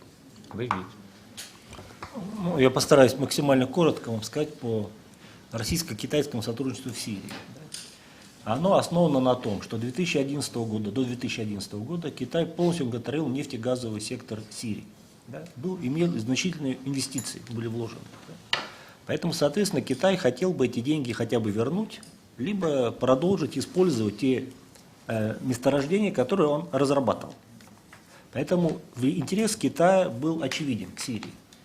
Сирия, она попадает и в некие другие планы, которые в том числе планируются реализовать в рамках «Один пояс, один путь». Там есть разные создания коридоров и так далее. Что реально будет делать Китай? Я полагаю, что для Китая важно попробовать отработать китайское вооружение в боевых условиях. Сирия для этого очень хорошо подходит. Китай хотел бы, наверное, я не знаю, сколько это удастся, отработать высокоточное оружие с использованием собственной навигационной системы. Это тоже было бы очень хорошее. То есть это требования военных. То есть военные хотели бы, чтобы НУАК в этом поучаствовал. Можно и промахнуться. Другой вопрос, что это делается под прикрытием, конечно, советников. Вы понимаете, но на самом деле у Китая несколько шире интересы, чем советники. Но посмотрите, это накладывается на то, что Китай начинает создавать собственные базы вне национальных границ. Первая такая база сейчас создается в Африке. Порт Гвадар в Пакистане достаточно активно используется китайскими военно-морскими силами. Хотят создать одну базу на Ближнем Среднем Востоке. То есть это идет в период того, когда Китай начинает реально создавать базы вне собственных границ. Для этого им в том числе нужен опыт. Сирия хорошее место, хороший полигон для такого рода деятельности. Поэтому здесь есть экономические интересы, есть интересы политические, а есть интересы чисто военные, для того, чтобы получить опыт, который может быть использован Китаем в дальнейшем. Поэтому здесь Китай сюда приходит осознанно.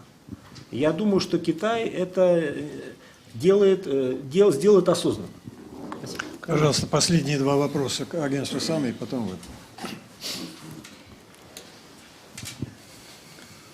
Агентство САН, Адам. Действительно, хорошо было бы жить, как в Советском Союзе, все нации, все конфессии жили бы в том числе и сирийцами, курдами. Да, это хорошо. Но, увы, к сожалению, дорога в рай не постелена нормальными и добрыми намерениями. Я, как сириец, во-вторых, как уроженец города Хасаки, я хотел просто внести немножко ясности в этот вопрос, если позволите. Прямо двумя словами. мы должны, когда говорим о курдской проблеме, особенно сегодняшней в Сирии, мы должны различить два фактора. Курдский народ – это одно, и вооруженные формирования курдских парней – это другой. Вообще курдский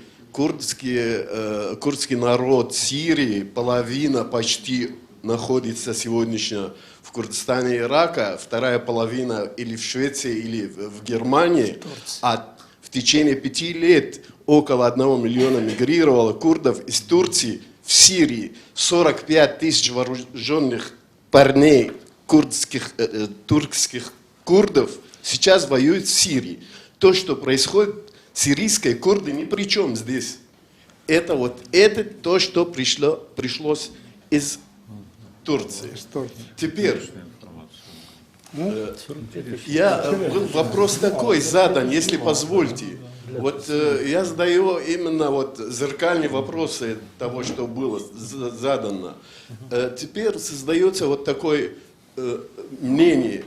То, что произошло, вторжение Турции в Сирию, на территории Сирии, это не вызвано так, и можно ли подумать, что вызвано какой-то договоренностью между этим формированием через американцев, чтобы вызвать вторжение и создание каких-то зон в Сирии?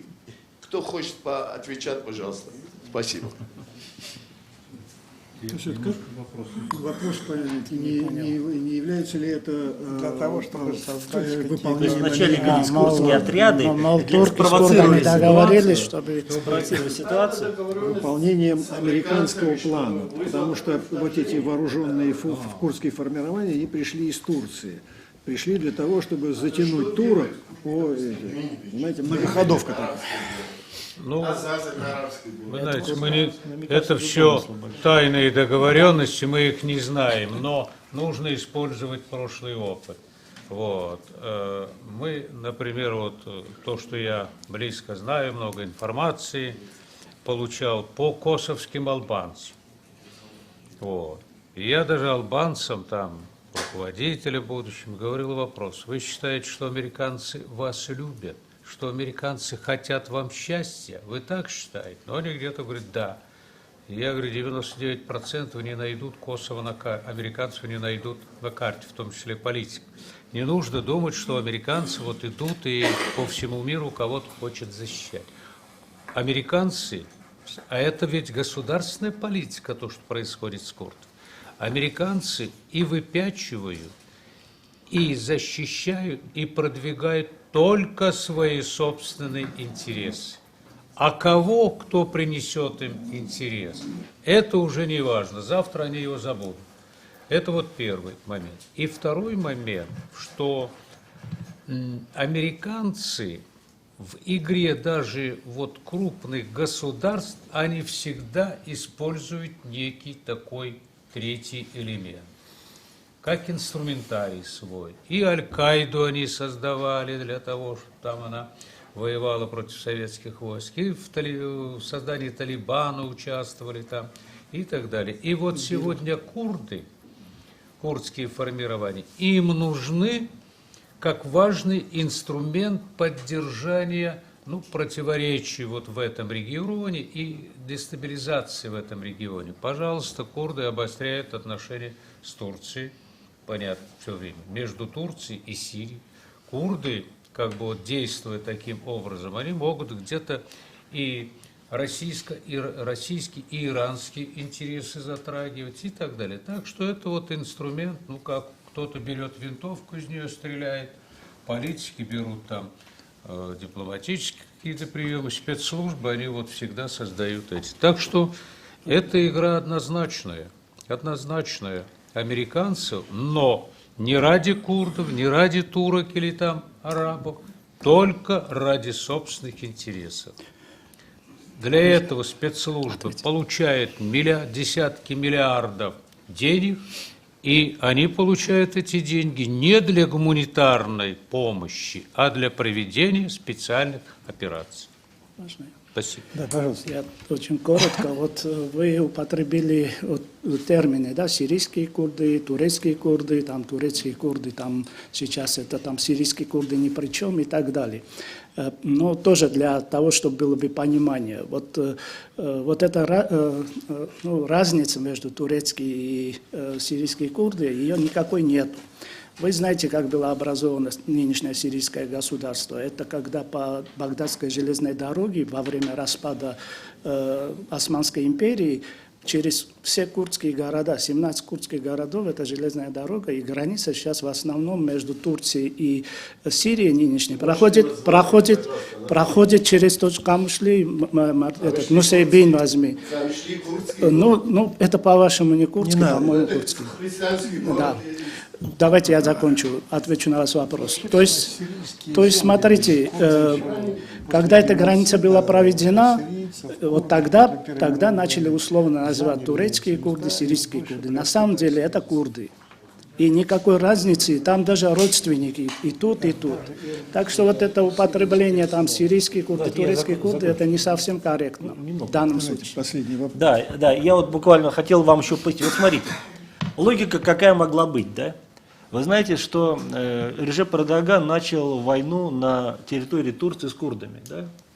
Вполне возможно, что часть курдских отрядов боевых ушло на территорию Сирии, это возможно, в целях самосохранения. Никто не сомневается. Нет, это может быть, я пока расскажу гипотезу, да? Поэтому они могли там усилить, конечно, курдов там. Отряды могли уйти, да? Значит, насколько в этом участвовали американцы, да? Ну, конечно, было бы хорошо везде видеть американцев, но американцы все-таки, они как бы, это не демиург, который, знаете, всем управляет совершенно, да? У курдов есть собственные свои интересы. Почему курды хотели идти на запад, дальше, соединяться с Африном? Потому что они на Африне не хотели останавливаться. Вот в чем проблема. Они хотели идти дальше, но тогда получается, что речь не идет об одном воссоединении с Африном. Им нужен был коридор.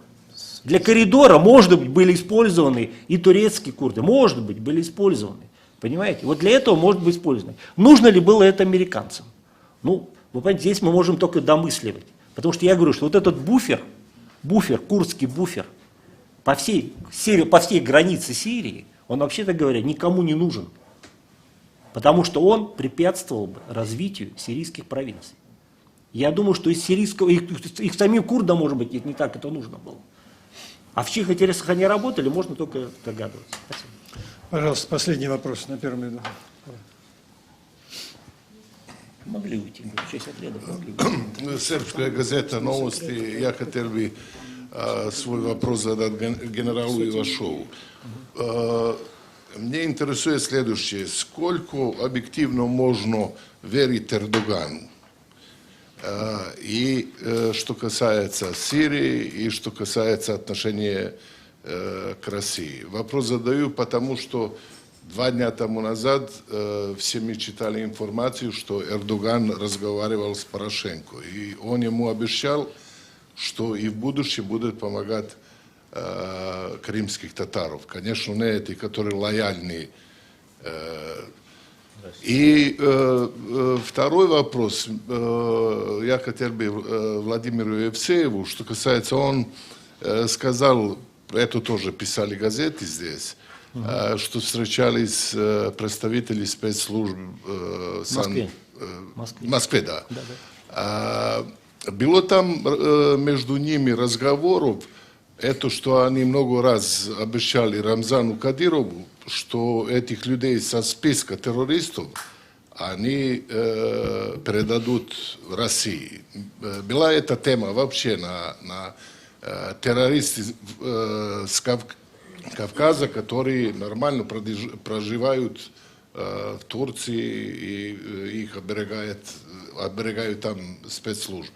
Чтобы их выдали куда? В Чечню, что ли, да? Нет, в Россию. В России. Да, пожалуйста, Леонид Ильич. Что касается верить, не верить Эрдогану. Вот. Ну, вы знаете, личности играют определенную роль в политике государств, но главным все же определяющим является народ этого государства.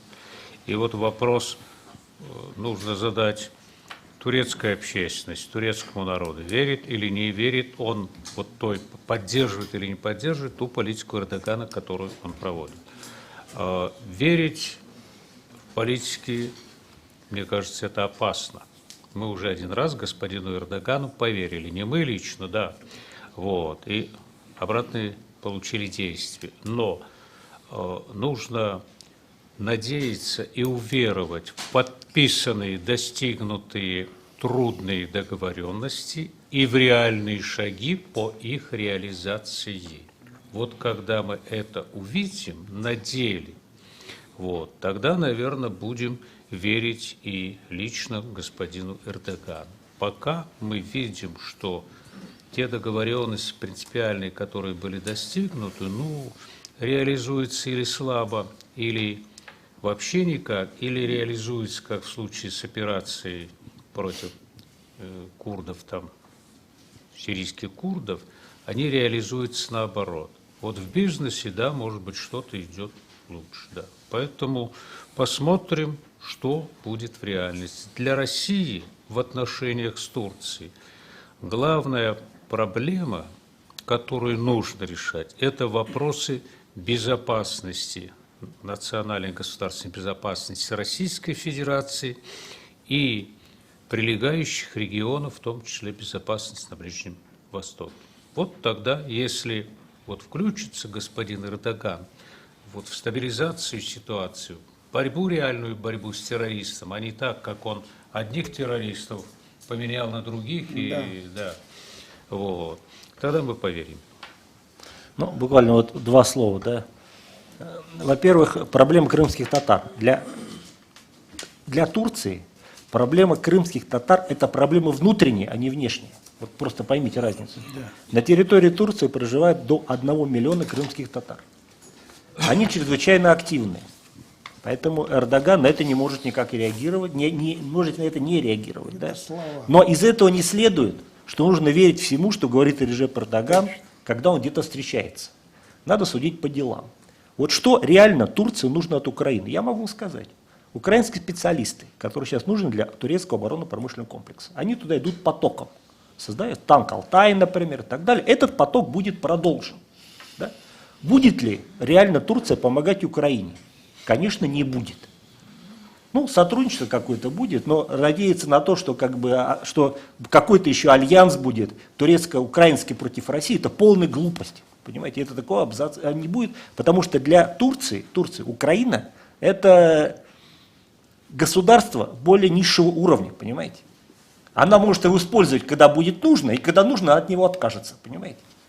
С Россией Турция будет разговаривать. Вы понимаете, вот, как было буквально недавно? Буквально недавно еще для Турции Иран не был равным партнером.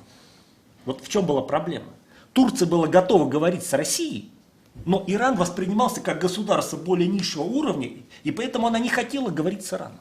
Сейчас ситуация, может быть, в чем-то будет меняться. Может быть, Иран поднимется до уровня Турции. Но Украина никогда не воспринималась на этом уровне, вы понимаете. И поэтому все договоренности, которые лично говорит Петр Порошенко, это те договоренности, которые нужны для использования Петра Порошенко, не более того. Понимаете? Не более того. Это вот об этом. Теперь по поводу выдачи. Вы знаете, я думаю, что на это надеяться не надо, на выдачу. Да? Наверное, это маловероятно. Да? Вот. Может быть, будут ограничена деятельность неких организаций, может быть, да, это возможно. Может быть, Турция сделает так, что они с территории, кто-то там, если уж сильно раздражает, может быть, уйдет с территории Турции. Это тоже возможно. Да? Вот. Но то, что Турция начнет нам выдавать тех людей по нашей просьбе, да, я думаю, что это все-таки завышенное ожидание. Российско-турецкие отношения, понимаете, они только выстраиваются. У нас нету пока доверия. Вот. И с этой точки зрения, вот Леонид Григорьевич правильно говорит, у нас процесс очень сложный идет. Мы надеемся на то, что мы сможем вовлечь Турцию, а может быть не сможем, понимаете? Вот. Но скорее всего, да. Тогда, может быть, и эти вопросы будут обсуждаться. Но сейчас это на повестке разговор точно не идет. Сейчас речь идет о том, как просто МИД задействовать хотя бы для того, чтобы оно как-то сдерживало радикалов-исламистов на территории самой Турции, в первую очередь. Вот о чем идет разговор. Идет сотрудничество с российскими спецслужбами. Но мы даже не вышли на уровень военного сотрудничества, его нету реально, понимаете. Поэтому никакой выдачи, я думаю, разговора не идет. Но создание неудобств, да, закрытие каких-то организаций по нашей просьбе, Я думаю, это вполне возможно. Закрытие, но не выдача.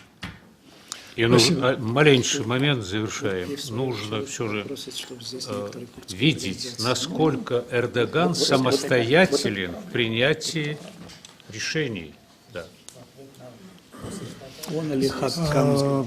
Позвольте мне от вашего имени поблагодарить наших экспертов и спасибо вам за участие. Всего доброго. Понемножку, где-то переврут.